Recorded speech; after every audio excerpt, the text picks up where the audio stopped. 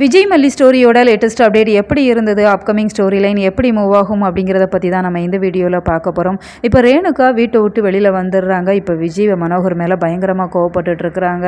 நான் என் மேலே தான் மாமா கோவப்பட்டுட்ருக்கேன், உங்கள் மேலே எந்த ஒரு கோவமும் இல்லை அப்படிங்கிற மாதிரி அவங்க கொஞ்சம் இன்டெரக்டாக சொல்கிறாங்க. அப்படின்னு சொன்னாலுமே மனோகர் மேலே அவங்களுக்கு கோபம் இருக்க தான் செய்யுது.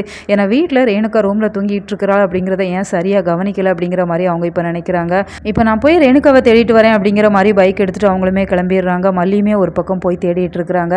மல்லியோட கண்ணில் தான் இப்போ ரேணுகா மாட்டுறாங்க. ரேணுகாக்கா அப்படின்னு சொல்லி அவங்க பின்தொடர்ந்து போகிறாங்க. எதிரால ஒரு கார் வருது. அந்த கார் ரேணுகா மேலே மோதிருது. அப்படிங்கிறதுல ரேணுகா மயங்கி கீழே விழுந்துடுறாங்க. உடனே அவங்கள மீட்டு ஹாஸ்பிட்டல் கூட்டிகிட்டு போயிடுறாங்க.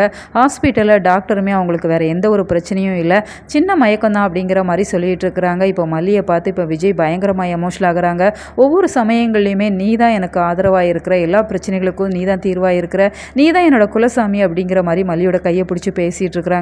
எனக்கு என்னமோ ஒரு சின்ன சந்தேகம் இருக்க தான் செய்து. ஏன்னா ரேணுகா உண்மையான ரேணுகாவாக இருந்தாங்க அப்படின்னு சொன்னால் பழைய நினைவுகள் வரதுக்குமே வாய்ப்பு இருக்குது. அப்படி பழைய நினைவுகள் வந்துடுச்சு அப்படின்னு சொன்னால் அவங்க தான் நிச்சயமாக வில்லியாக வருவாங்க. ஏன்னா மல்லி விஜய் ரெண்டு பேரும் சேர்ந்து வாழ விட மாட்டாங்க. அவங்கள பொறுத்த வரைக்கும் விஜய் தான் கூட தான் வாழணும் அப்படிங்கிற மாதிரி சொல்லுவாங்க.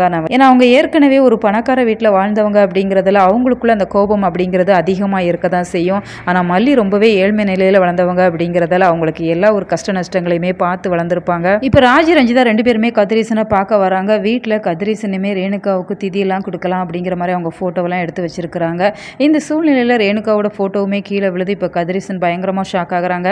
ரேணுகா உயிரோட இருக்கிறாங்க அப்படிங்கிற விஷயத்த கூடிய சீக்கிரம் கதிரீசன் தெரிஞ்சுக்க போகிறாங்க. உங்களோட கருத்துக்கள் என்ன அப்படிங்கிறத மறக்காம கமெண்ட் பாக்ஸில் தெரியப்படுத்துங்க.